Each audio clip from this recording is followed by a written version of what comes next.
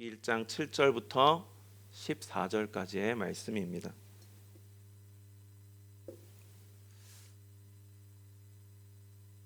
제가 먼저 읽도록 하겠습니다.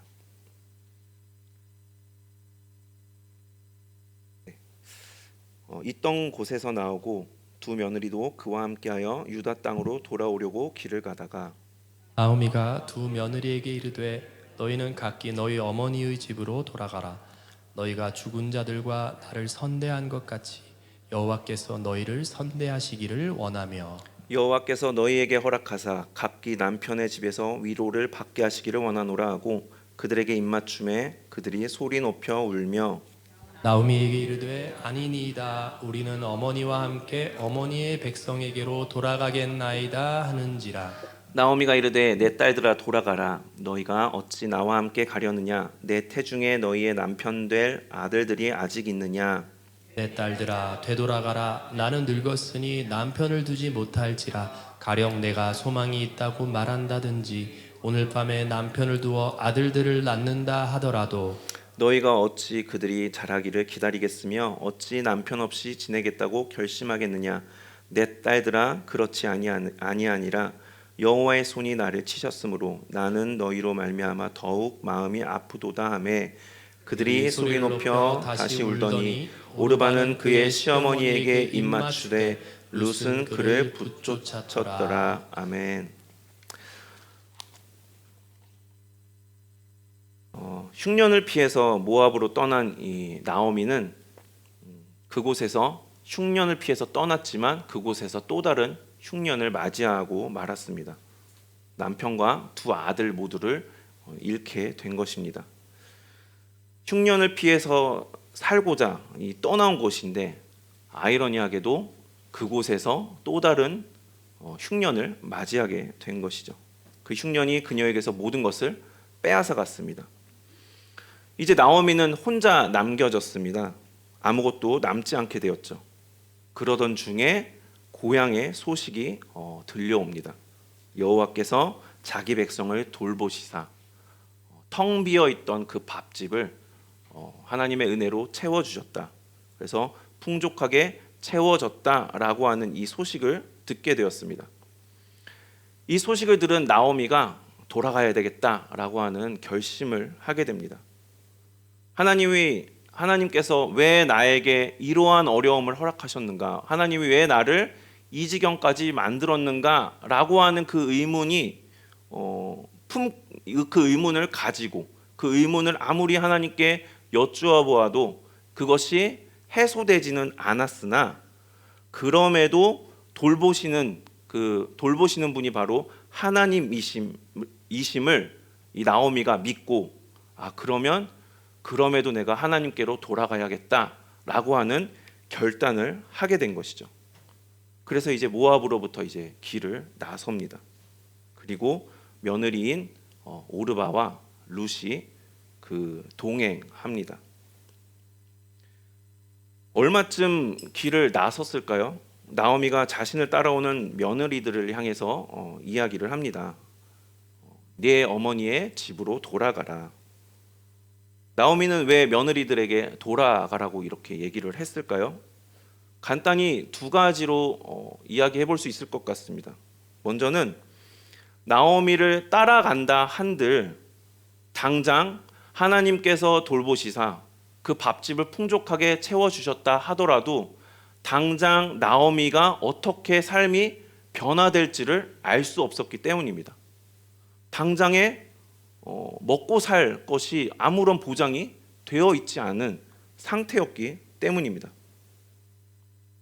우리도 마찬가지죠. 문제를 놓고 믿음으로 기도는 하지만 우리가 하나님의 때와 하나님의 방법을 알 수 없어 어떤 때는 정말 하염없이 기다리게 되는 것처럼 나오미 역시도 그런 상황, 언제 풀릴지 알 수 없는 그런 상황이었기 때문에 같이 간다 하더라도 이 두 며느리들 역시 나오미처럼 계속해서 어려움을 경험해야 될 가능성이 충분히 있었습니다.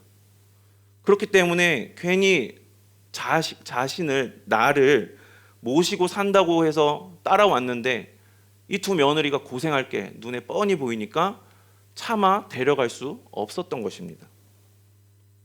둘째로는 결혼과 출산의 문제가 그녀들에게 있었습니다. 8절에 너희는 각기 어머니의 집으로 돌아가라.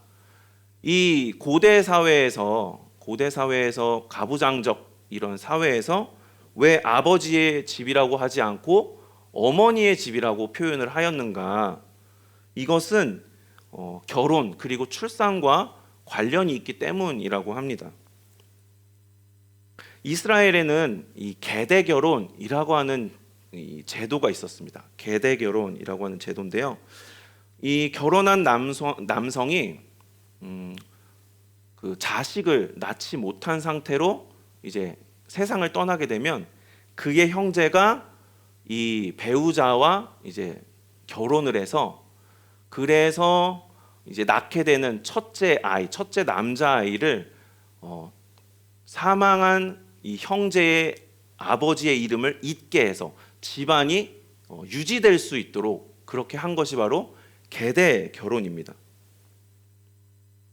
그렇게 함으로써 이 죽은 형제, 먼저 세상을 떠난 형제가 그의 이름이 이 세상에서 사라지지 않게 할 뿐만이 아니라 계대 결혼을 함으로써 미망인이 된 이 배우자 역시도 미망인의 상태, 그 신분을 벗어날 수 있도록 한 게 바로 계대 결혼이라고 하는 이 제도였습니다. 11절부터 나오미가 왜 자신을 따라오면 안 되는지에 대해서 이 며느리들에게 설명을 하죠. 내가 아들이 있는 것도 아니고 당장에 뭐 아이들을 낳아서 너네들이 결혼할 수 있게 할 수 있는 어떠한 상황이 안 된다라고 하는 그 이야기. 나오미가 그렇게 이야기하는 것처럼 이제 만약에 그녀에게 나오미에게 아들들이 있었다면 이 계대 결혼을 통해서 이 아들들과 혼인을 맺게 할 수 있었을 텐데 현실적으로는 아들이 전혀 없었죠. 또한 이 정말 하나님께서 기적을 일으켜 주셔가지고 당장 남편을 새롭게 만나서 남편과 이렇게 아이를 그날 딱 낳는다 하더라도 그 아이가 자라기까지 또 한 20년 이상의 시간이 흘러야 되는데 그때까지 이 며느리들을 어떻게 기다리게 할 수 있겠느냐. 그러니까 이러한 상황들이 나오미에게 처한 상황들이 며느리들의 그 어려움을 벗어나게 해줄 수 있는 그런 상황이 될 수 없는 불가능한 상황들이었기 때문에 그렇기 때문에 내가 너희들을 데려갈 수 없다. 친정으로 가서 어머니의 집 친정으로 돌아가서 그곳에서 다른 좋은 남자를 만나서 새롭게 가정을 꾸리고 새롭게 인생을 시작해라. 이게 오르바와 룻의 입장에서도 합당한 거였습니다. 그게 정답이었죠. 그러니까 이렇게 시어머니가 이렇게 이야기를 해주는 것이 정말 상식이 있고 배려가 있는 사람의 이야기였다라는 것이죠. 그러면서 이제 나오미는 8절에서 두 며느리들에게 축복을 빌어주는데요. 함께 읽겠습니다. 8절입니다. 시작. 나오미가 두 며느리에게 이르되 너희는 각기 너희 어머니의 집으로 돌아가라. 너희가 죽은 자들과 나를 선대한 것 같이 여호와께서 너희를 선대하시기를 원하며. 나오미는 여호와 하나님의 선대하심이 있기를 바랍니다. 빌어줍니다. 이 선대함, 이것은 원어로는 헤세드라고 하는 단어입니다. 헤세드. 아마 교회를 좀 이렇게 오래 다녔다 하시는 분들은 한두 번은 분명 들어보셨을 그런 단어입니다. 이 헤세드라고 하는 이 단어, 이 개념은 기독교에 있어서 굉장히 중요한 개념 중에 하나인데요. 이것은 하나님의 성품을 드러내는 단어이기 때문입니다. 이것을 보통 우리는 은혜라고 표현을 하는데요. 이 외에도 자비, 인자, 긍휼 이러한 의미들을 다 포함하고 있습니다. 그런데 그러한 것들로는 이 헤세드라고 하는 단어가 가진 그 깊이와 그 폭넓은 의미를 다 담아낼 수 없다고 합니다. 그러니까 우리나라 말로는 우리나라가 뭐라고 하죠? 국어에 있는 단어로는 헤세드가 가진 그 의미를 정확하게 짚어낼 수 있는 단어가 없다라는 것입니다. 이거는 영어도 마찬가지라고 합니다. 그렇기 때문에 우리가 이 헤세드가 뭐다, 이거는 이거다라고 정확하게 아주 그냥 완전하게 정의를 할 수는 없는데요. 룻기 어떻게 설교할 것인가라고 하는 책을 쓰신 이 저자 김지찬 목사님은 헤세드가 그나마 이거랑 가장 근접한 것 같다라고 하면서 인애라고 하는 단어를 사용합니다. 인애라고 하는 이 단어의 사전적 의미는 어진 마음으로 사랑함이라고 되어 있습니다. 어질다, 마음이 너그럽고 착하며 슬기롭고 덕행이 높다라는 뜻입니다. 이 너그럽다라는 것은 이 타인에 대한 허용 범위가 넓은 것을 의미하는데요. 넓은 마음으로 이제 상대를 포용하는 그러한 의미를 가지고 있죠.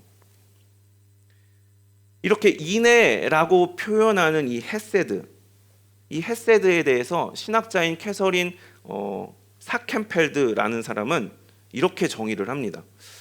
약한 자가 곤궁에 처했을 때 강한 자가 베풀어줄 의무가 없음에도 불구하고 자발적으로 보여주는 언약적 충성이다. 이게 가장 헤세드와 가까운 것 같다라고 그렇게 정의했다라고 말합니다.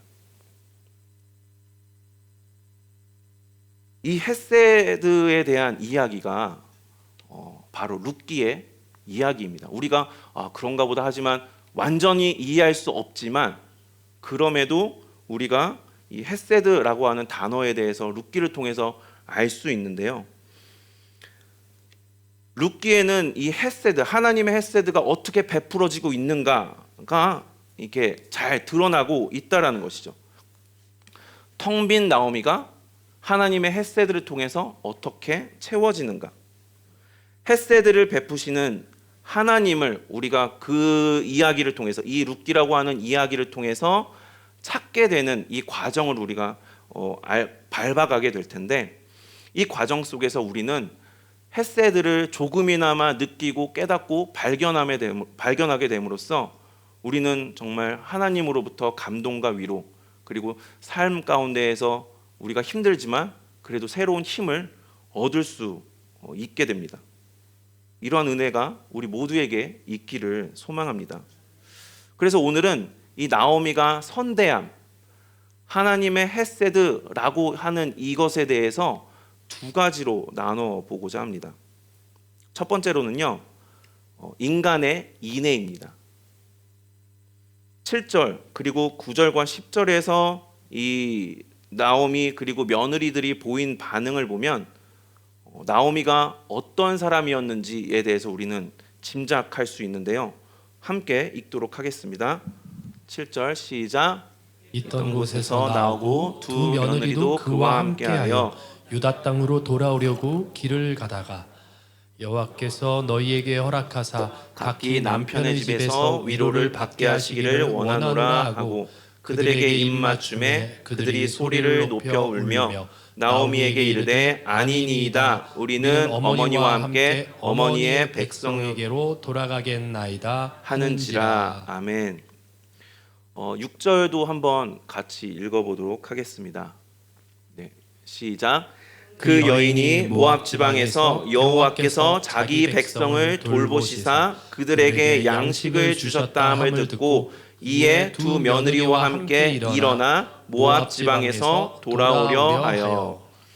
6절부터 이 고향의 소식을 들은 나오미가 이제 고향으로 돌아가기 위한 그 행동, 액션을 취하기 시작합니다. 그래서 일어나서 돌아오려 하여 길을 나서서 길을 갑니다. 그런데 이 원어를 살펴보면 이 일어나다, 뭐 길을 나섰다라고 하는 이 행동을 나타내는 동사들이 단수형으로 쓰였습니다. 단수형. 그러니까 여러 명이 아니라 한 명만 그 행동을 했다라는 그런 의미이죠. 그러다가 7절 마지막 길을 가다가 라고 하는 이 부분에 이르러서야 복수형으로 동사의 형태가 변화됩니다. 그러니까 일행은 3명인데 분명 우리가 읽은 성경에는 3명이 같이 길을 나섰는데 왜 단수가 되었다가 복수로 바뀌었느냐, 형태가. 나오미 혼자 오려고 했다라는 것이죠. 그러니까 나오미는 며느리들을 데려올 생각이 없었습니다.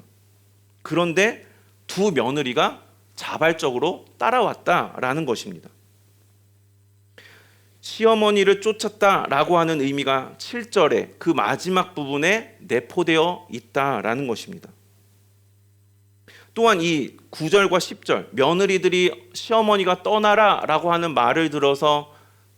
말을 듣자 보인 반응이 어떻습니까? 어머니의 작별 인사에 막 울면서 작별하지 않겠다, 작별 인사를 거부하죠.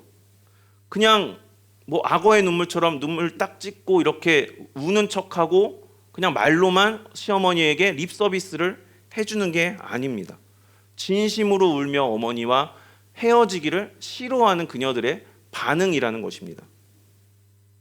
이 7절 그리고 9, 10절을 통해서 우리가 무엇을 짐작할 수 있겠습니까?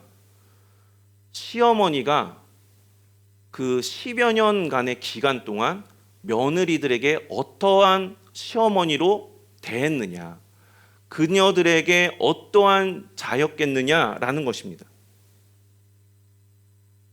정말 떠나기 싫어서 이렇게 울 수밖에 없을 정도로 시어머니를 너무나 사랑하게 만든 이러한 시어머니 나오미였다라는 것을 우리가 짐작해 볼 수 있다는 것입니다. 이런 시어머니를 만났다는 것은 정말 쉽지 않은 일이고 오르바와 룻에게 있어서는 정말 축복 그 자체였을 것입니다. 그렇다면 반대로 며느리들은 또 어떻습니까? 시어머니가 정말 그 정도로 좋은 분이라 하더라도 정말 지금 처한 이 상황에서 인간적으로 내가 도의적 책임을 다 져야 되겠다라고 이 결심을 한다는 게 어떻습니까? 내가 시어머니를 위하기 위해서 시어머니를 따라갔다가 내 인생 망치게 되는 그런 상황이 눈에 뻔히 보인다라는 것이죠. 생활이 어려워진다, 아까 생활이 어려워진다라고 말씀을 드렸는데 그것은 단지 그냥 생계를 유지하기가 어렵다라고 하는 그런 의미가 아닙니다. 안전의 문제도 포함되어 있습니다. 치안이 이 당시에 뭐 경찰이 있겠습니까? 누가 있겠습니까? 치안이 굉장히 안 좋은 이런 상황에서 남편이 없는 미망인들끼리 모여 산다? 근데 그 미망인들 중에 젊은 여성이 있다? 이게 얼마나 위험한 상황이겠습니까? 게다가 며느리들은 이러한 어려움을 계속해서 겪어야 되는 이런 상황을 시어머니보다 수십 년은 더 해나가야만 하는 것입니다. 시어머니를 따라 나서게 되면. 그러니까 작별하는 게 슬프고 마음이 아파도 시어머니를 떠나는 그러한 시어머니와 작별하는 그러한 선택이 충분히 이해될 수 있다라는 것이죠. 거기에 누가 돌을 던지겠습니까? 너네들은 며느리들로서 그렇게 하면 안 되지, 이렇게 누가 이야기할 수 있겠습니까? 그런데 두 며느리는 시어머니가 나를 따라와라, 너네가 끝까지 나와 함께 해야 되지 않겠냐, 이러지 않고 너네가 떠나가라, 나를 떠나가라, 이렇게 작별 인사를 했음에도 불구하고 그녀들은 시어머니와 함께하려 했다는 것입니다. 14절에서 결국 오르바는 고향으로 돌아가게 되지만 그것도 어쩔 수 없이 어머니의 그 설득에 어쩔 수 없이 넘어가서 떠나게 된 것이지 두 며느리 모두 시어머니와 작별하기 싫어했다라는 겁니다. 그러니까 그 나오미 그리고 며느리인 오르바와 룻, 이 두 사이에 서로 간에 베풀어 줄 의무가 없었음에도 불구하고 값없이 베풀어 주는 그 인내함이 그동안 시어머니인 나오미에게 있었고, 그리고 며느리인 오르바와 룻에게 있었다라는 것을 우리가 본문을 통해서 짐작할 수 있다라는 것입니다. 코로나가 한창일 때, 이제 제가 이 코로나 한창일 때 이제 명절에 기사를 하나를 봤는데요. 보통 명절이 되면은 어김없이 등장하는 기사 중에 하나가 이 고부 갈등에 대한, 시어머니와 며느리에 대한 어떤 갈등을 다루는 그런 기사이지 않습니까? 이때도, 코로나 때도 어김없이 그런 기사가 이제 실려서 제가 봤던 기억이 납니다. 당시에는 어떤 기사였냐면 이 며느리들이 시댁에 가기 싫어서 이 접종을 일부러 미뤘다라고 하는 그런 내용이었습니다. 여기 그런 분들 안 계시죠? 네. 그러니까 그걸 보면서 참 이러면서 이제 씁쓸하게 이렇게 웃었던 그런 기억이 있는데요. 시어머니의 입장에서 생각을 해보면, 야, 진짜 너무한다. 어떻게 아무리 시어머니지만 그럴 수 있나?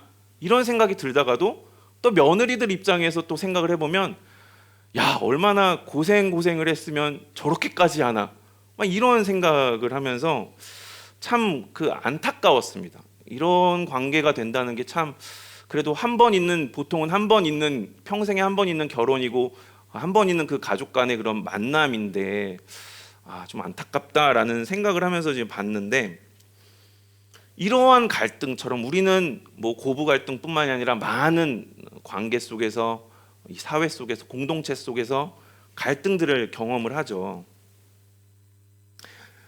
그런데 오늘 본문에 이 감동할 수밖에 없는, 제가 설명을 잘 못해드려서 감동이 덜 하시겠지만, 읽어보면은, 그런 상황을 상상하면서 읽어보면은 이제 감동할 수밖에 없는 그러한 이 시어머니와 이 며느리들의 이 서로 간의 이 사랑의 모습, 이것을 보면서 우리가 겪게 되는 그 많은 갈등들이 우리가 서로에게 인애를 베풀어 줄 수 있다면 얼마나 좋을까.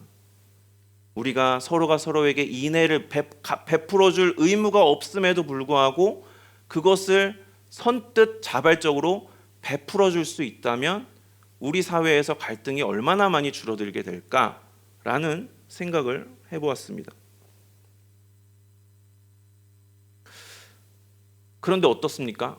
이렇게 이야기는 저도 앞에서 이야기하지만 저조차도 그런 갈등을 봉합할 만한 그런 의지가 없고 능력이 없고 생각이 없다라는 것을 제 스스로를 발견하게 됩니다.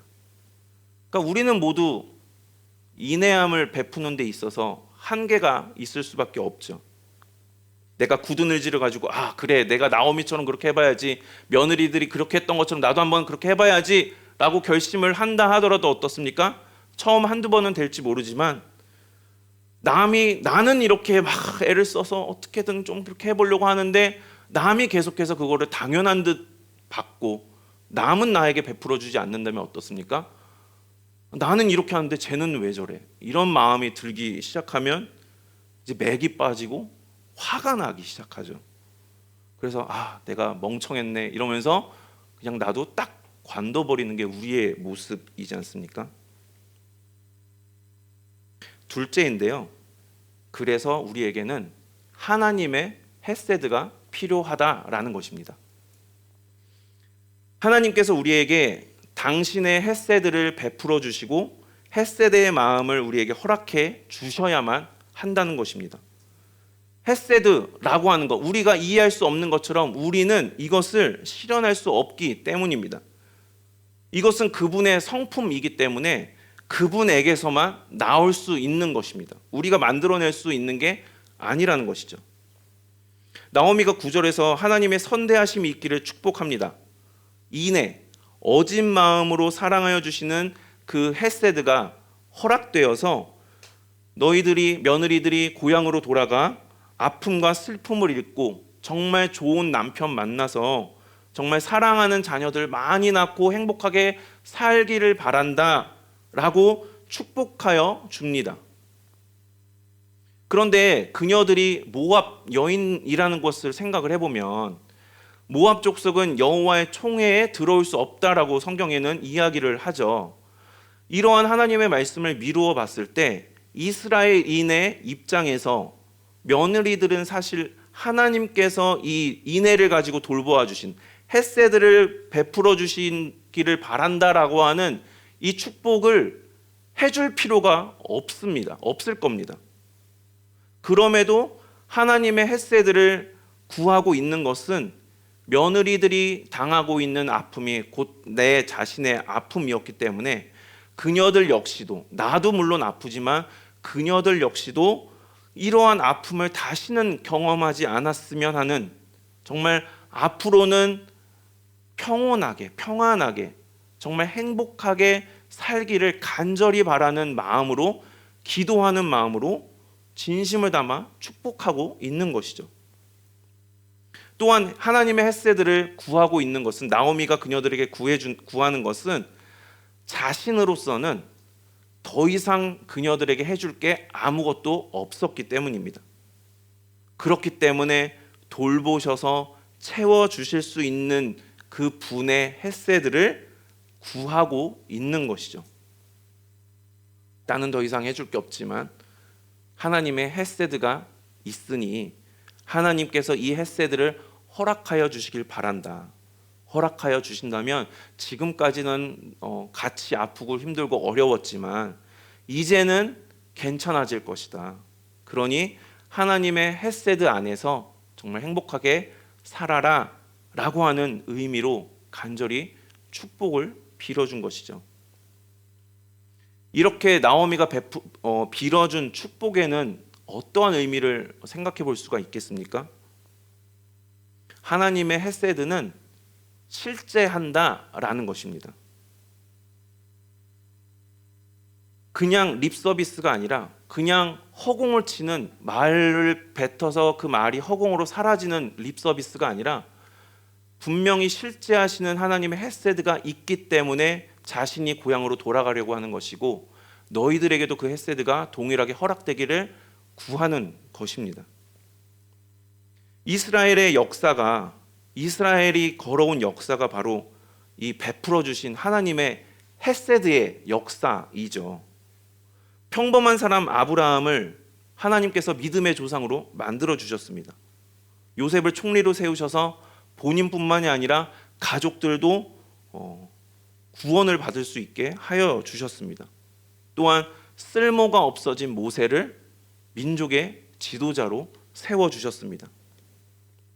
그리고 하나님의 때가 되자 예수 그리스도를 우리에게 보내주셔서 정말 용서받을 수 없는, 용서받을 만한 자격도 안 되는 나를 예수님께서 십자가의 죽으심으로 구원해 주셨죠. 그리고 룻기에서는 텅 빈 나오미를 채워주십니다. 이렇게 하나님의 헤세드는 실제 하시는 헤세드라는 것입니다. 그렇기 때문에 나는 할 수 없으니 하나님의 헤세드를 우리가 힘있고 나아가야 한다라는 것입니다. 이 충만한 이 하나님의 베풀어 주시는 이 헤세드의 은혜 속에서 이것을, 그래서 나는 할 수 없기 때문에 그것을 받아 내가 전달해 줄 수 있는 사람이 될 수 있다면 얼마나 좋을까요? 그냥 잘 되길 바래, 그냥 입으로만 축복해 주는 것이 아니라 진심으로 기도하는 마음으로써 정말 실제하시는 하나님의 헤세드가 있기를 전하여 주고 기도해 주고, 그리고 복음의 빚진 자라고 하는 이 바울의 말처럼 주님께서 이 헤세드도 나에게 허락하여 주시고 또 나에게 맡겨 주셨으니 정말 이것을 잘 내가 전달해야 되겠다라고 하는 이 마음으로 생활 속에서 꾸준히 베풀어 나가는 그런 참된 신앙인의 모습이 우리에게 있으면 좋겠습니다. 이 헤세드의 충만히 우리가 정말 받고 이것을 나누어 줄 수 있는 사람이 되기를 소망합니다. 말씀을 정리하겠습니다. 나오미와 며느리들 사이에는 서로 간에 인애가 있었습니다. 인애. 각자의 위치에서 자기들이 할 수 있는 이 베풀어줄 의무가 없음에도 불구하고 자발적으로 베풀어주는 그 인애가 있었습니다. 그렇지만 여기에는 한계가 있죠. 그렇기 때문에 인애라고 하는 단어로는 다 담을 수 없는, 다 알 수 없는 하나님의 헤세드가 반드시 필요합니다. 자기 백성을 돌보셔서 어려운 중에서도 형통케 하여 주시는 이 헤세드가 우리에게 허락되기를 소망합니다. 하나님의 인애 이상의 그 헤세드를 알게 되고 경험하게 되므로 정말 나처럼 헤세드가 없으면 살아갈 수 없는 나와 같은 자들에게 우리가 전달해 줄 수 있게 되기를 소망합니다. 그렇게 됨으로써 좀 더 우리가 살아가는 이 공동체와 이 사회, 이 세상이 조금이라도 더 사랑과 배려, 평안이 자리매김할 수 있게 되면 좋겠습니다. 헤세드로 충만히 채워지는 복된 우리 되기를 소망합니다.